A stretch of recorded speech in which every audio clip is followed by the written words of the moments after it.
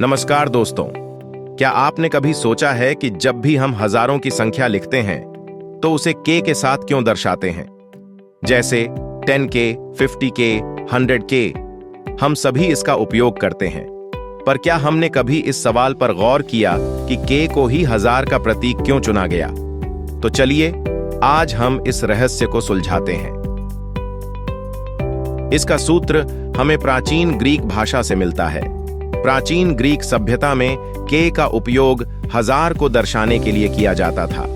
Greek में हजार को किलियोई कहा जाता था। इसी से के का प्रयोग हजार का प्रतीक बन गया और इसी शब्द से बाद में अंग्रेजी में किलो शब्द की उत्पत्ति हुई, जैसे कि किलोमीटर या किलोग्राम। ग्रीक भाषा की इस परंपरा ने ही आधुनिक युग में के को हजार का प्रतीक बना दिया।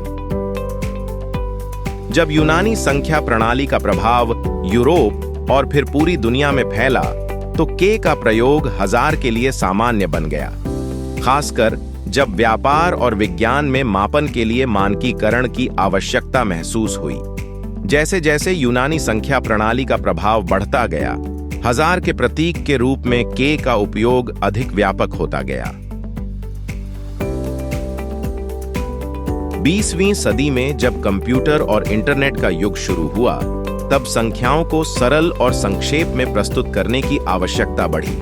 सोशल मीडिया के आगमन के साथ ही 10K फॉलोअर्स, 100K लाइक्स जैसे शब्द चलन में आ गए। इसका कारण था कि तकनीकी और डिजिटल प्लेटफॉर्म पर सीमित स्थान में बड़े आंकड़ों को दर्शाना। के का उपयोग इस समस्या का सरल समाधान बन गया और धीरे धीरे यह एक प्रचलित प्रतीक बन गया। इस तरह की संक्षेपित संख्याओं का चलन केवल के तक सीमित नहीं है। यदि हम बड़े संख्याओं की ओर बढ़ते हैं तो एम का उपयोग मिलियन यानी 10 लाख के लिए और बी का उपयोग बिलियन यानी अरब के लिए किया जाता है।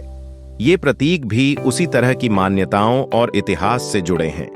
एम लैटिन शब्द मिल से आता है, जिसका अर्थ हजार होता है, परंतु आधुनिक युग में इसे 10 लाख के लिए उपयोग किया जाने लगा।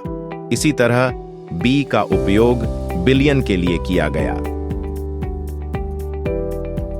अगली बार जब आप के को हजार के रूप में देखें तो याद रखें कि यह केवल एक अक्षर नहीं, बल्कि एक ऐतिहासिक धरोहर है जो हजारों सालों की यात्रा करके आज हमारे सामने है।